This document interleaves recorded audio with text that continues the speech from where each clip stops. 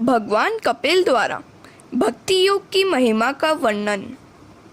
माता देवहूति को तीव्र भक्ति करने की आज्ञा दी है। तीव्र भक्ति का अर्थ है एक भी क्षण ईश्वर से विभक्त न होना। इस तरह प्राकृतिक गुणों से निष्पन्न शब्दादि विषयों का त्याग करके वैराग्य मुक्त ज्ञान से, योग से और मेरे प्रति की गई सुदृढ़ भक्ति से मनुष्य अपनी इस ध्येय में अपनी अंतरात्मा के समान मुझे प्राप्त कर लेता है। भगवान की अहेतुकी निष्काम भावना भक्ति से श्रेष्ठ है। कपिल भगवान माता देवहूति से कहते हैं, यह सब जो दृश्यमान है वह सत्य नहीं है। स्वप्न असत्य होते हुए भी सुख दुख देता है। जिस प्रकार स्वप्न देखने वाले अपना मस्तक बिना कटे भी उसके कट जाने की भ्रांति होती है और वह रोने लगता है, उसी प्रकार अविद्या के कारण जीवात्मा को सब भ्रांति होती है। इसे ही माया कहते हैं।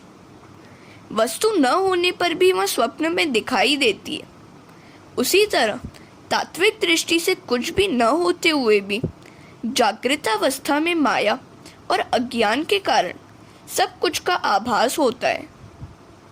कपिल आगे कहते हैं, माता, जगत स्वप्न जैसा है।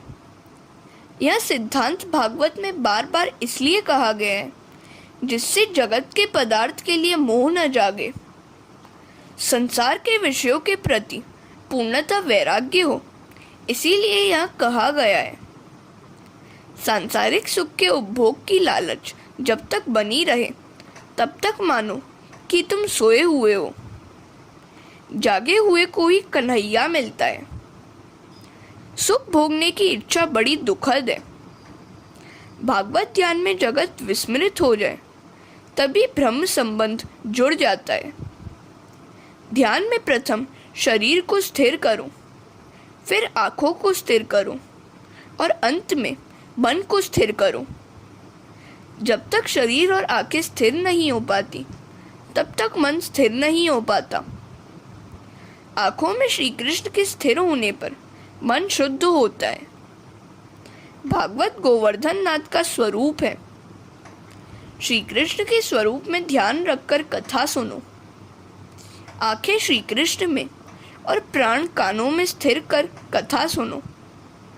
जिसे ध्यान कर रहे हैं वह एक आसन पर बैठे और मन को स्थिर करें।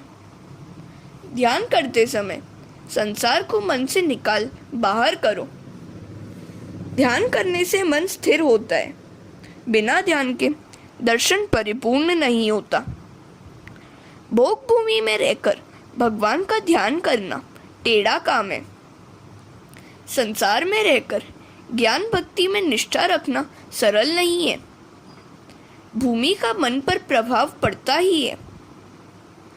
ध्यान करने वाले को चाहिए कि वह पवित्र और एकांत स्थान में बैठकर ध्यान करे। कपिल कहते हैं, माता, जिसे ध्यान करना है वह पवित्र भोजन का परिमित मात्रा में सेवा करे। आहार सात्विक और अल्प होना चाहिए। जिसे अजीर्ण हो वह ब्रह्मचर्य का सेवन नहीं कर सकता। जिसे ध्यान करना हो वह चोरी न करे। अस्तेम, मनुष्य कई बार आँख और मन से भी चोरी करता है। अन्य की वस्तु का मानसिक चिंतन भी चोरी ही है। जो ध्यान करना चाहता है उसे ब्रह्मचर्य का पालन करना चाहिए। सभी इंद्रियों से ब्रह्मचर्य का पालन किया जाए। कई लोग शारीरिक ब्रह्मचर्य का पालन करते हैं किंतु मानसिक ब्रह्मचर्य का पालन नहीं करते। ब्रह्मचर्य का मानसिक भंग शारीरिक भंग जैसा ही है। मन से करो या आँखों से, किंतु चोरी तो चोरी ही है। अतः प्रत्येक इंद्रिय से ब्रह्मचर्य का पालन करो। केवल शरीर से नहीं, मन से भी ब्रह्मचर्य का पालन करो। एक दिन के ब्रह्मचर्य भंग से 40 दिन तक मन स्थिर नहीं हो पाता। जब तक ध्येय का भान है तब तक धर्म को न छोड़ो। इसके बाद ध्यान की विधि बताई गई है, जिसका वर्णन पहले हो गया है। हरे कृष्ण। कपिल भगवान ने माता देवहूति को ध्यान करने की आज्ञा दी। ध्यान के बिना ईश्वर का अनुभव नहीं होता। रात्रि को सोने से पहले प्रभु का ध्यान करो। वे कहते हैं, माता, परमात्मा के अनेक स्वरूप हैं, जिनमें से किसी को भी इष्टदेव मानकर उसका ध्यान करो। व्यास जी ने किसी विशेष स्वरूप का आग्रह नहीं किया है। तुम्हें जो भी स्वरूप पसंद आए उसी का ध्यान करो। हे माता, तुम चतुर्भुज नारायण का ध्यान करो। ध्यान करने से पहले ठाकुर जी के साथ संबंध स्थापित करना जरूरी है। दास्य भक्ति में पहले चरणों में दृष्टि स्थिर करनी पड़ती है। बार बार मन को किसी भी एक स्वरूप में स्थिर करो। ध्यान में तन्मयता होने पर संसार विस्मरण हो जाता है। ध्यान में देहभान और जगतभान विस्मृत होता जाता है। ज्यों-ज्यों संसार का विस्मरण होता है, त्यों-त्यों प्रभु स्मरण में आनंद आने लगता है।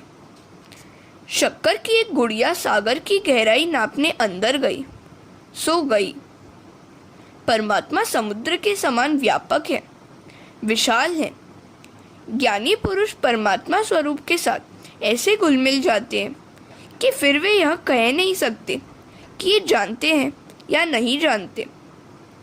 ध्यान करने वाला ध्यान करते हुए ध्येय में मिल जाता है। यही अद्वैत है। ध्यान करने वाले का अहम मेरापन ईश्वर से मिल जाता है। देहभान की विस्मृत होने पर जीव और शिव एक हो जाते हैं। कुछ ज्ञानी लोग भेदभाव से ध्यान करते हैं, तो कुछ ज्ञानी लोग अभेद भाव से। पहले भेदभाव से ध्यान करते हैं और फिर अभेद भाव से। फिर जीव का जीवत्व ईश्वर से मिल जाता है। जीवत्व स्वतंत्र नहीं रह पाता। जिस प्रकार कीड़ा भंवरी का स्मरण करते हुए स्वयं भंवरी बन जाता है, उसी प्रकार जीव ईश्वर का चिंतन करते करते प्रभुमय बन जाता है। दोनों का मिलन होने के बाद जीव भाव नहीं रह जाता। तुलसीदास जी ने रामचरितमानस में कहा है, सोई जानई जेहि देहु जनाई, जानत तुम्ही होई जाई। किंतु उसे कौन जान सकता है? जिस पर वह प्रभु स्वयं कृपा करता है, वही उनको जान सकता है। और फिर उसे प्रभु को जानकर वह तन्मय ईश्वरमय हो जाता है। ध्याता जिस स्वरूप का ध्यान करता है, उसी ध्येय की शक्ति ध्याता ध्यानकर्ता में आती है। शंकराचार्य के जीवन का एक प्रसंग है। एक यवन उनसे मिलने आया और बोला कि मैं भैरव यज्ञ करना चाहता हूँ। भैरव यज्ञ में पृथ्वी के चक्रवर्ती सम्राट की आहुति देनी पड़ती है। वह तो अप्राप्य है, अतः तुम ही अपना मस्तक मुझे दे दो। तुम्ही ने कहा कि आत्मा देह से भिन्न है, परमात्मा से भिन्न है। देह दान से तुम मर नहीं जाओगे, अतः मस्तक मुझे दे दो। शंकराचार्य ने कहा, मेरे शारीरिक मस्तक से अगर तेरा काम बन सकता हो तो ले जा। शंकराचार्य जी का देहाध्यास दूर हो चुका था, अतः वे मस्तक देने को तैयार हो गए। वे बोले कि जब शिष्य न हो और मैं ध्यान मग्न हूँ, तभी आकर मस्तक ले जाना। एक दिन मठ में जब अन्य कोई नहीं था, तब वह यवन मस्तक लेने आया। भगवान शंकर के शिष्य पद्मपाद, जो नरसिंह स्वामी के भक्त थे, उनको गंगा किनारे कई बार अपशकुन हुए, अतः वे दौड़ते हुए आश्रम में वापस आए। उन्होंने वहां देखा कि एक यवन तलवार से गुरुजी का मस्तक काटने की तैयारी कर रहा था। पद्मपाद ने क्रोध से सिंह बनकर उस यवन को चीर फाड़ कर मार डाला। यह प्रसंग हमें बताता है कि उपासक में उपास्य की शक्ति आरोपित होती है। नरसिंह स्वामी का ध्यान करने से पद्मपाद में नरसिंह का आवेश उतर आया। हरे कृष्णा। सुखदेव जी वर्णन करते हैं, मदिरा से मदांध बने व्यक्ति को देहभान नहीं रहता। उसी प्रकार ध्यान करता हुआ जो देहभान भूलता है वह भगवान के पीछे पड़ जाता है। प्रभु प्रेम में जो पागल हुआ है वह सुखी है और अन्य सब दुखी है। भगवान के सिवा और कोई है ही नहीं। उस समय दृष्टा भी भगवत रूप हो जाता है। यह अपरोक्ष साक्षात्कार है। ऐसी तन्मयता होने पर भक्ति सुलभ हो जाती है। कपिल उपदेश देते हैं, माता, इन सब की अपेक्षा श्री कृष्ण का ध्यान करते हुए जो व्यक्ति देहभान भूल जाते हैं वह सर्वश्रेष्ठ है। भगवत भक्त प्रारब्ध कर्मों को भी मिथ्या कर सकते हैं, अतः वे श्रेष्ठ हैं। प्रेम अन्योन्य होता है। तुम ठाकुर जी का स्मरण करोगे तो वे भी तुम्हें नहीं भूलेंगे। एक बार नारद जी बैकुंठ लोक में आए। लक्ष्मी जी तो वहां थी किंतु भगवान नजर न आए। इधर उधर ढूंढने पर उन्होंने देखा कि भगवान ध्यान लगाए हुए बैठे हैं। नारद जी ने उनसे पूछा, किसका ध्यान कर रहे हैं आप? भगवान ने कहा, मैं अपने भक्तों का ध्यान कर रहा हूँ। भगवान अपने प्रिय भक्तों का ध्यान करते हैं।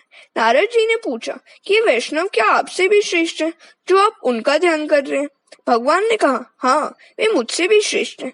तब नारद जी ने कहा कि सिद्ध करके दिखाइए अपनी बात। भगवान ने पूछा, जगत में सबसे बड़ा कौन है? नारद ने कहा, पृथ्वी। प्रभु ने कहा, पृथ्वी तो शेषनाग के सिर पर आधार रखती है, फिर वह कैसे श्रेष्ठ मानी जाए? नारद जी ने कहा, तो शेषनाग बड़े। भगवान ने कहा, वह बड़ा कैसे हो गया? वह तो शंकर जी के हाथ का कंगन है। अतः शेष से शिव जी महान है। उनसे बड़ा रावण है क्योंकि उसने कैलाश पर्वत उठा लिया था। रावण भी कैसे बड़ा कार्य है क्योंकि बाली उसे अपनी बगल में दबा के संध्या करता था। बाली कैसे बड़ा माना जाएगा क्योंकि उसको राम जी ने मारा था। नारद जी ने कहा, तब तो आप ही श्रेष्ठ हैं। भगवान ने कहा, नहीं, मैं भी श्रेष्ठ नहीं हूँ। मेरी अपेक्षा मेरे भक्त जन श्रेष्ठ है क्योंकि सारा विश्व मेरे हृदय में समाया हुआ है, किंतु मैं भक्तों के हृदय में समाया हुआ हूँ। मुझे अपने हृदय में रखकर ये भक्तजन सारा व्यवहार निभाते हैं। अतः एक ज्ञानी भक्त ही मुझसे और सभी से श्रेष्ठ है। भगवान के भक्त भगवान से भी आगे बढ़े हैं। राम से अधिक राम कर दासा। मेरे निष्काम भक्त किसी भी प्रकार की मुक्ति की इच्छा नहीं रखते। बिना मेरी सेवा वे कोई और इच्छा नहीं रखते। मेरे निष्काम भक्त मेरी सेवा को छोड़कर सालोक्य, सारिष्टि, सामीप्य, सारूप्य और सायुज्य मुक्ति को भी स्वीकार नहीं करेंगे। नरसिंह मेहता ने गाया है, हरिजन मुक्ति नहीं जन्म जन्म में अवतार चाहते हैं, जिससे प्रभु की नित्य सेवा, कीर्तन, उत्सव करके नंद कुमार का दर्शन किया जा सके। वृंदावन धन्य है, लीला धन्य है और वे ब्रजवासी भी धन्य है, जिनके आंगन में अष्ट महासिद्धि खड़ी है और मुक्ति जिनकी दासी है। ब्रह्मलोक में भी जो प्राप्त नहीं हो सकता, ऐसा श्रेष्ठ पदार्थ भक्ति केवल पृथ्वी पर ही प्राप्य है। मेरे भक्तजन मेरे प्रेम रूपी अप्राकृत स्वरूप को प्राप्त करते हैं, जबकि देह गेह में आसक्त पुरुष अधोगति पाते हैं। कपिल जी कहते हैं, माता और मैं क्या कहूँ, ईश्वर से विभक्त हुआ जीव कभी सुखी नहीं हो सकता। वृद्धावस्था में वह शरीर तो जर्जर होता है, किंतु मन और बुद्धि जवान ही रह जाते हैं। यौवन में जिनका उपभोग किया था, उन सुखों का बार बार चिंतन करता रहता है। भगवान का चिंतन न हो सके तो कोई हर्ज नहीं, किंतु सांसारिक विषयों का चिंतन तो कभी मत करो। वृद्धावस्था में दुख सहना पड़ता है, सेवा कोई नहीं करता। यदि तुम अपने माता पिता की सेवा करोगे तो तुम्हारी वृद्धावस्था में तुम्हारी संतानें तुम्हारी सेवा करेंगी। माता पिता, गुरु, अतिथि और सूर्य, ये चार इस संसार में प्रत्यक्ष देव हैं, उनकी सेवा करो। मनुष्य के पास वृद्धावस्था में धन नहीं होगा तो उसकी दशा कुत्ते जैसी होगी। गृहपाल एवाहरण। वृद्धावस्था में दुखी होने पर भी ममता नहीं छूटती। औरों को सुखी करोगे तो सुखी होगे। वृद्धावस्था में शरीर के दुर्बल हो जाने पर सत्संग और भजन करने से मन और जीभ युवा होंगे। वृद्धावस्था में यह जीभ बड़ी सताती है। पाचन शक्ति के ठीक न होने पर भी बार बार खाने की इच्छा होती है। शरीर ठीक रहे तब तक बाजी हाथ में है। इतने में प्रभु को प्रसन्न करोगे तो बेड़ा पार हो जाएगा। बूढ़ा खटिया पर पड़ा है, मल शुद्धि भी सेज पर ही करनी पड़ती है। कुछ पापी लोगों को इसी लोक में नरक यातना भुगतनी पड़ती है। मृत्यु के 6 मास पहले यमदूत का स्वरूप में दर्शन होता है। अति पापी को वृद्धावस्था में यमदूत दिखाई देता है। जिनके लिए पानी की तरह पैसा बहाए हो, वे लोग उस मरण के किनारे पहुंचे हुए बूढ़े के मरण की बेसब्री से राह देखते। मरते मरते हमें कुछ देता जाएगा, ऐसा सोचकर ही आप्त वर्ग उसकी सेवा करता है। सभी स्वार्थी रिश्तेदार आ पहुंचते हैं। रिश्तेदारों को भागवत ने लोमड़ी कुत्तों सा कहा है। पुत्रियां भी बड़ी लालची होती हैं। पिता की बीमारी की खबर सुनते ही दौड़ाती हैं। पिताजी, मैं आपकी मड़ी, मुझे नहीं पहचाना। किंतु मड़ी बहन कुछ भी उजाला दे नहीं सकी। वह बूढ़ा रो रहा है। वह जानता है कि स्त्री या संतान कोई साथ नहीं जाएंगे। मुझे अकेले ही जाना पड़ेगा। फिर भी विवेक नहीं आ पाता। यमदूत इस जीवात्मा को देह में से बाहर खींच निकालते हैं। अंतकाल में 2 यमदूत आते हैं, पुण्य पुरुष और पाप पुरुष। दोनों यमदूत जीवात्मा को मारते हैं। पुण्य पुरुष जीव से कहता है कि पुण्य करने का तुझे अवसर दिया गया, फिर भी तूने पुण्य नहीं कमाया। मरते समय जीव बड़ा ही छटपटाता है। यमदूतों की गति पग से आंख तक होती है। ब्रह्मरंध्र में जो अपने प्राण को स्थिर कर सकते हैं, उसका यमदूत कुछ नहीं कर सकते। हरे कृष्ण। देह गेह में आसक्त पुरुषों की अधोगति का वर्णन। मृत्यु के बाद पूर्व जन्म याद नहीं आता। स्थूल शरीर के अंदर सूक्ष्म शरीर होता है और सूक्ष्म शरीर के अंदर कारण शरीर। सूक्ष्म शरीर के अंदर रहती हुई वासना ही कारण शरीर है। यमदूत जीवात्मा को उसके साथ ही यमपुरी ले जाते हैं। अतिशय पापी व्यक्ति के लिए यमपुरी का मार्ग भयंकर होता है। पापी को गर्म बालू पर चलना पड़ता है। जीवात्मा को उसके द्वारा किए गए पापों की सूची यम की राजसभा में चित्रगुप्त सुनाते हैं। 14 साक्षी भी उपस्थित किए जाते हैं। वे साक्षी हैं पृथ्वी, चंद्र, सूर्य आदि। जीवात्मा को उसके पापों के अनुसार नरक दंड दिया जाता है। यदि किसी के पाप पुण्य समान हो तो उसे चंद्रलोक में भेजा जाता है। पुण्य के समाप्त होने पर जीव को फिर मनुष्य लोक में जन्म लेना पड़ता है। कई जन्म मरण का दुख उसे भुगतना पड़ता है। वृंदावन में एक महात्मा रहते थे। वे एक बार ध्यान में बैठे थे कि एक चूहा उनकी गोद में छिप गया, क्योंकि उसके पीछे बिल्ली दौड़ रही थी। महात्मा ने दया से उस चूहे को कहा कि तू जैसा चाहे वैसा तुझे बना दूं। चूहे की बुद्धि भी आखिर कैसी हो सकती है। उसने सोचा, यदि मैं बिल्ली बन जाऊं तो फिर किसी भी और से डर नहीं लगेगा। चूहे की मांग पर महात्मा ने उसे बिल्ली बना दिया। एक बार उस बिल्ली का एक कुत्ते ने पीछा किया तो उसने कुत्ता बनना चाहा। वह कुत्ता हो गया। जंगल में एक बार शेर ने उसका पीछा किया तो महात्मा से शेर बनना चाहा। महात्मा ने उसे शेर बना दिया। अब उसकी मति भ्रष्ट हो गई और हिंसक वृत्ति जागृत हो गई। उसने सोचा कि मैं इस महात्मा को खा जाऊं, अन्यथा वे कहीं मुझे फिर से चूहा न बना दे। अब वह महात्मा को खाने के लिए आया तो महात्मा ने कहा कि तू मुझे ही खाना चाहता है। उन्होंने शेर को फिर चूहा बना दिया। यह कथा केवल चूहा बिल्ली की ही नहीं, हमारी भी है। यह जीव कभी चूहा था, कभी बिल्ली था और अब मानव हो गया तो कहने लगा कि मैं ईश्वर को नहीं मानता, धर्म मुझे स्वीकार्य नहीं है। तब भगवान भी सोचते हैं कि अब तू कहाँ जाएगा, मैं तुझे फिर चूहा बिल्ली बना दूंगा। इस मनुष्य जन्म में जीव ईश्वर को पहचानने और प्राप्त करने का प्रयत्न नहीं करेगा तो फिर उसे पशु ही बनना पड़ेगा। पशु पक्षियों के अवतारों में कई प्रकार के कष्ट सहने करने के बाद जीव मनुष्य योनि पाता है। गर्भाधान के दिन जीव पानी के बुलबुले सा सूक्ष्म होता है। 10 दिनों के बाद वह फल सा बड़ा होता है।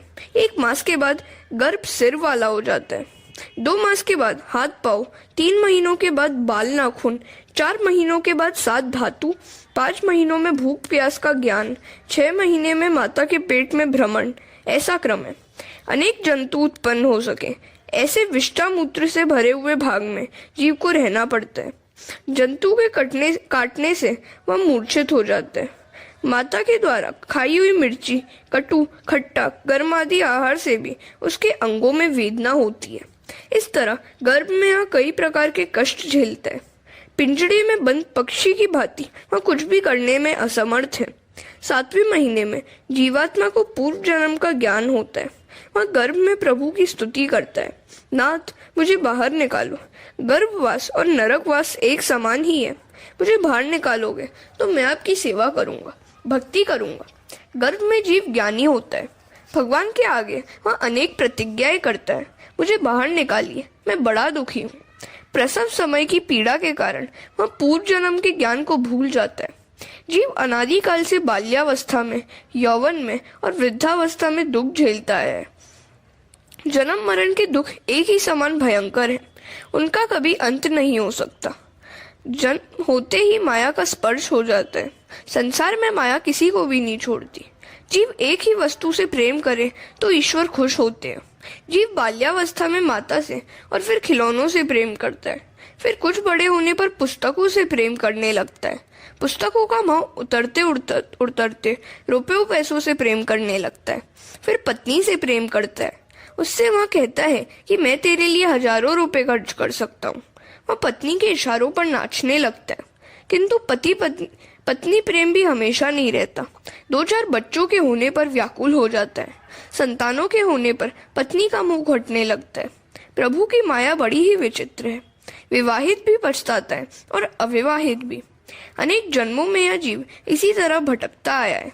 अतः कपिल भगवान कहते हैं, माता, अब भी तुम्हें कब तक भटकना है? अपने मन को संसार के विषयों में से हटाकर प्रभु में स्थित करो।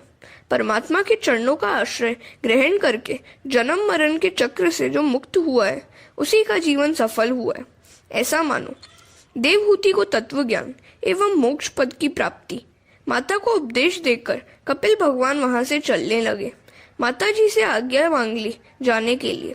कपिल भगवान कलकत्ता के समीप संगम तीर्थ पर है। आज भी उनके वहां दर्शन होते हैं। समुद्र ने कपिल नारायण का स्वागत किया। माता देवहूति सरस्वती के किनारे जा विराजे, स्नान करती हैं, ध्यान करती हैं, अतः मन की शुद्धि होती है। मन को नारायण का चिंतन करते करते मुक्ति मिल गई। उन्हें सिद्धि मिलने के कारण उस गांव का नाम सिद्धपुर पड़ा। देवहूति के उद्धार होने के कारण उसका दूसरा नाम मात्र गया भी पड़ गया। इस कपिल गीता को सुनने से श्रोता वक्ताओं के अनेक पाप नष्ट हो जाते हैं। अनेक प्रकार के कर्म, यज्ञ, दान, तप, वेदाध्ययन, वेद विचार, मन इंद्रियों का संयम, कर्म त्याग, अनेक प्रकारों का योगाभ्यास, भक्ति योग, प्रवृत्ति मार्ग और निवृत्ति मार्ग और सकाम और निष्काम धर्म, आत्म तत्व का ज्ञान तथा दृढ़ वैराग्य, इन सभी साधनों से सगुण निर्गुण स्वरूप परमात्मा की प्राप्ति की जाती है। इन सभी मार्गों से प्राप्त करने का तत्व तो एक ही है, परमात्मा। हरे राम राम राम हरे हरे, हरे कृष्ण कृष्ण कृष्ण हरे हरे। तृतीय स्कंद समाप्त।